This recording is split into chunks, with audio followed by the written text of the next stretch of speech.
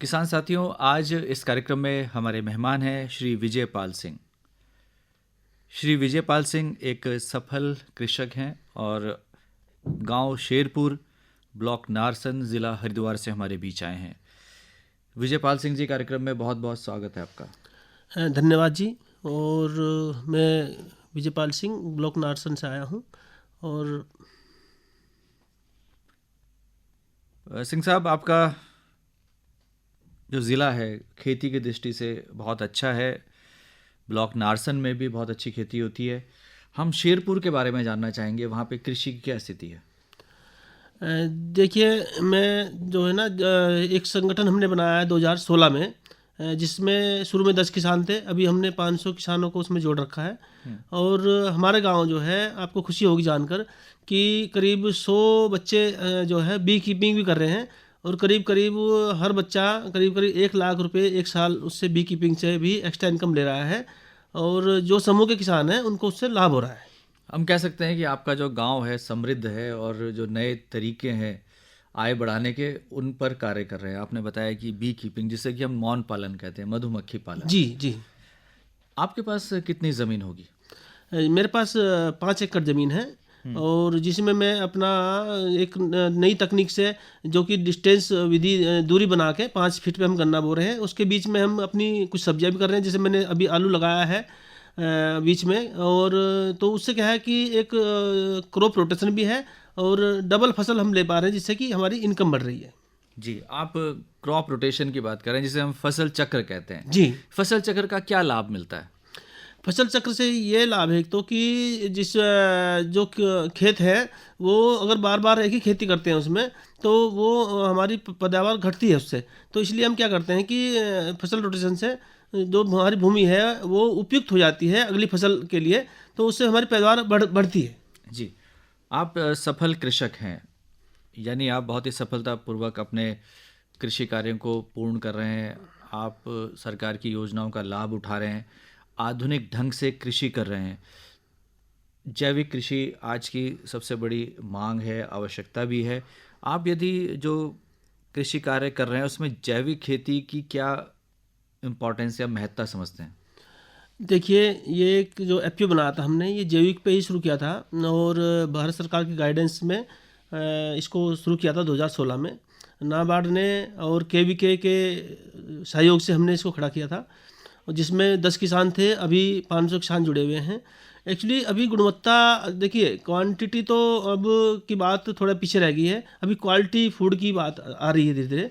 तो क्वालिटी अगर हमें देनी है, अभी चाहे एक्सपोर्ट का हो चाहे हमें अपने देश का हो, तो क्वालिटी फूड सबको चाहिए। तो इस क्वालिटी फूड के लिए जैविक खेती एक अनिवार्य हो गई है, प्राकृतिक खेती, जैविक खेती। तो इस उपलक्ष्य, इसी संदर्भ में जो हमने काम किया है, तो हमने एफपीओ ने 500 किसानों ने अपनी एक यूनिट लगाई है, प्रोसेसिंग यूनिट भी लगा रखी है। और आपको ये जानकर हर्ष होगा कि हमारा जो शुरुआत थी वो शुरुआत में 8 लाख से शुरू हुआ था। और अभी इस साल हमने 8 करोड़ का टर्नओवर किया है। उससे किसानों को करीब करीब 20% एक्स्ट्रा इनकम भी हुई है। और वो मधुमक्खी पालन में भी और दूध में भी। और हमारा जो है कई तरीके से हमारा एफपीओ अच्छा काम कर रहा है। जी, ये जो किसान उत्पादक संघ है, इसमें महिलाएं भी आपके साथ सहयोग करती हैं? जी, हमारे इसमें महिलाएं भी जुड़ी हुई हैं, जो दूध का भी काम कर रही हैं। और हमारे जो वहाँ जैविक हमारा क्रेशर है, जहाँ पर काम होता है, वहाँ भी महिलाएं उसको क्वालिटी उसमें काम कर रही हैं। उसको जैसे जो चीज़ें बनती हैं, उत्पाद बनते हैं, उनकी पैकिंग में भी और उनको सुखाने में, उनको प्रोसेसिंग में महिलाएं भी हेल्प करती हैं। जी, अब बात करते हैं, आप बार बार मौन पालन की, बी कीपिंग की बात कर रहे हैं। तो बी कीपिंग किस तरह से कर रहे हैं, कैसे, क्या इसके लिए कोई कार्यशाला आयोजित की गई, प्रशिक्षण आयोजित किया गया, जिससे कि आप इस तरफ आगे बढ़ें? जी, एक्चुअली ये शुरुआत तो हमने सिर्फ 2 बक्सों से की थी। और 2 बक्से अपने गांव में लेके केवीके से प्रशिक्षण लिया था 10 बच्चों ने। और आज आपको हर्ष होगा कि हमारे यहाँ करीब करीब 6,000 बक्से हैं पूरे गांव में। और करीब करीब जिससे कि 80 से 100 टन शहद पर साल पैदा हो रहा है। तो इससे किसानों को मतलब प्रशिक्षण भी मिला है और इससे उनकी एक इनकम भी बढ़ी है। जी, तो अब हम जानना चाहेंगे कि भारत सरकार की जो योजनाएं हैं, उनसे किस तरह से लाभ उठा रहे हैं आपके किसान साथी? देखिए, ये जो एफपीओ वाला जो भारत सरकार का वो है, इससे किसानों को बहुत लाभ हुआ है, क्योंकि संघ में जुड़ के जो उत्पाद हैं वो हमारे इकट्ठे हो जाते हैं, और बड़ी बड़ी जो कंपनी हैं वो चाहती हैं कि हम इकट्ठा ही माल ले लें। तो उससे एक तो ये है कि 3 साल तक भारत सरकार उस एफपीओ को, जो एफपीओ बनाते हैं हम, उसको नाबार्ड के थ्रू, भारत सरकार के थ्रू, राज्य सरकार के थ्रू सहायता मिलती है। जब एफपीओ अपने पैरों पर खड़ा हो जाता है, फिर उसको बैंक के थ्रू भी आप लोन ले सकते हैं। तो इससे एफपीओ का एक बहुत अच्छा कॉन्सेप्ट आया है, और इससे लोग आगे बढ़ रहे हैं। जी, अब हम बात करते हैं कि प्रधानमंत्री किसान सम्मान निधि जो प्रदान की जाती है भारत सरकार द्वारा, वो आपके गांव में लोगों को मिल रही है? जी, ऐसा कोई किसान अब नहीं बचा है जिसको सम्मान निधि नहीं मिल रही है। हर किसान को सम्मान निधि मिल रही है। जी, आप सफल कृषक हैं और आधुनिक ढंग से खेती करते हैं, तो उर्वरकों का इस्तेमाल किस तरह से करते हैं आप? यदि हम अ, खाद की बात करें, यूरिया की बात करें, डीएपी की बात करें। देखिए, जो हमारा समूह है वो तो, क्योंकि हम जैविक पर पिछले 6 साल से कार्य कर रहे हैं, तो उसमें हम इन रासायनिक खादों का प्रयोग ना करके हम जो जैविक हमारे खाद हैं उनका प्रयोग कर रहे हैं। हम खुद भी जीवामृत वगैरह बना रहे हैं, किसानों को ट्रेनिंग दे रहे हैं। लेकिन बाकी किसान जो हैं, जो भी उर्वरक हैं, वो वहाँ सोसाइटीज वगैरह हैं, उन पर कभी कभी थोड़ी सी परेशानी में आती है, लेकिन वो अवेलेबल हो जाते हैं और सब किसानों को मिल जाते हैं। उसमें कोई ज़्यादा परेशानी नहीं आती। सिंचाई की बात करें तो आपके गांव शेरपुर में किस तरह से आप सिंचाई की व्यवस्था करते हैं? देखिए, हमारे यहाँ जो है ज़्यादातर तो पानी अपना नहर से ही सिंचाई होती है, और कुछ किसानों के पास अपने ट्यूबवेल भी हैं, और इससे बिजली की व्यवस्था ठीक है, तो पानी की ज़्यादा समस्या नहीं है। जी, अब बात करते हैं कि जो बीज हैं, प्रमाणित बीज आप कहाँ से लाते हैं? देखिए, बीज कुछ तो किसान अपना स्वयं भी रख लेते हैं उसको छांट के, और कुछ जो है अपने जो कोऑपरेटिव सोसाइटीज हैं उनमें जो राज्य सरकार बीज भेजती है उनका भी प्रयोग करते हैं। जी, अब बात करते हैं कि आपके पास 5 एकड़ ज़मीन है। आपने कहा आप सब्जियों का भी उत्पादन कर रहे हैं, गन्ने का भी आप उत्पादन कर रहे हैं और डिस्टेंसिंग वाला जो तरीका है उसको अपना रहे हैं। तो हमारे श्रोताओं को बताएं कि इस समय क्या सब्जियां आपके खेतों में हैं? देखिए, अभी मैंने जो है जैसे अपना पालक लगाया है, मूली, गाजर लगाई हैं, और जो है धनिया लगाया है, इसमें आलू लगाए हैं एक खेत में। तो ये सब्जियां भी हम कर रहे हैं। जी, आप एक अनुभवी किसान हैं। हमारे श्रोताओं को बताएं कि किन बातों का खास तौर से आप ध्यान रख रहे हैं इस दौरान, चूँकि अब ये सर्दी का मौसम है और धीरे धीरे सर्दी और बढ़ेगी।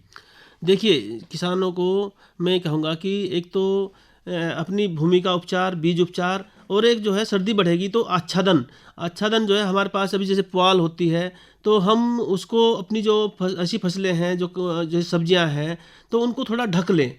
तो उसको आच्छादन करना बहुत आवश्यक है। उससे हमें 2 लाभ मिलते हैं। एक तो खरपतवार भी कम होते हैं आच्छादन करने से, और आच्छादन से किसानों को लेबर भी कम पड़ती है, और पाले से बचाव होता है।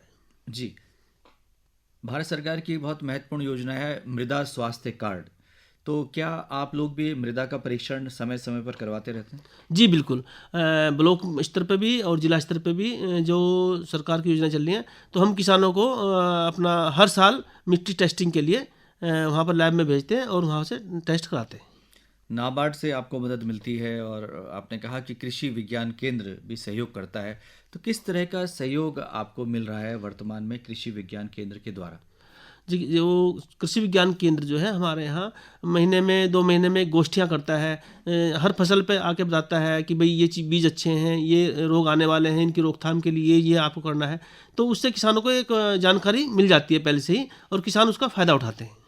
मौसम की जानकारी होना बहुत ज़रूरी है किसान को, क्योंकि हमारी खेती काफ़ी हद तक मौसम पर निर्भर करती है। तो इस समय वर्तमान में जो हमारे कुछ ऐप हैं और जो हमारी सूचना क्रांति के बाद जो सुविधाएं हमें उपलब्ध हुई हैं सरकार के द्वारा, और मोबाइल पे भी कई ऐप है, क्या उनका भी प्रयोग आप करते हैं? जी, बिल्कुल। हमारा ब्लॉक तो, मुझे ब्लॉक का पता है कि आईआईटी रुड़की से जुड़ा हुआ है, और आईआईटी रुड़की वाले हर ब्लॉक को वाइज जो है वो मौसम का जानकारी देते रहते हैं। तो उसकी जानकारी हम किसानों को ऐप के माध्यम से मिल जाती है, और उसका हम लाभ उठाते हैं। जी, अब हम बात करते हैं कि जो सब्जियों के मूल्य हैं या जो आपके उत्पाद हैं उनके मूल्य हैं, वो आपको सही मिल रहे हैं? देखिए, क्योंकि हम जैविक खेती पे हमारा वो है, तो हमको तो एडवांस में ही बुकिंग हो जाती है सब्जियों की भी, और जैसे हमारा आईआईटी वगैरह में दूध भी जाता है, और जो हमारे उत्पाद हैं जैसे गन्ने से उत्पाद हम जैविक गुड़ शक्कर खांड बनाते हैं उसकी भी, क्योंकि आज गुणवत्ता का ज़्यादा महत्व है, तो गुणवत्ता की चीज़ों को लोगों को पसंद है और उनकी अच्छी डिमांड है। जैसे कि आपने खरपतवार की बात की, खरपतवार के बारे में जानकारी होना बहुत ज़रूरी है और ऐसी जो महामारियां फैलती हैं ख़ास तौर से उसका फसलों को बहुत नुकसान होता है। और यदि हम फसल सुरक्षा की बात करें, प्रधानमंत्री फसल सुरक्षा योजना है, क्या इसका लाभ भी आप लोग उठा रहे हैं?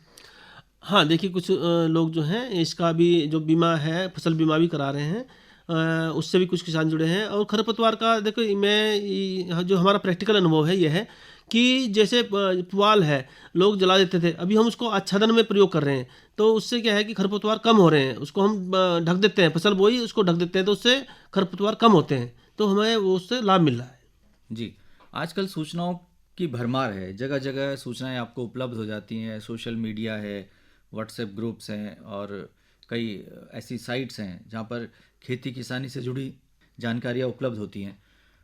आकाशवाणी भी लगातार अपने कृषि जगत कार्यक्रम के माध्यम से जानकारियाँ किसानों तक पहुँचाता रहता है। क्या आप हमारे कार्यक्रमों को सुनते हैं और यदि सुनते हैं तो कोई ऐसा कार्यक्रम या ऐसी जानकारी जिससे आपने लाभ उठाया हो?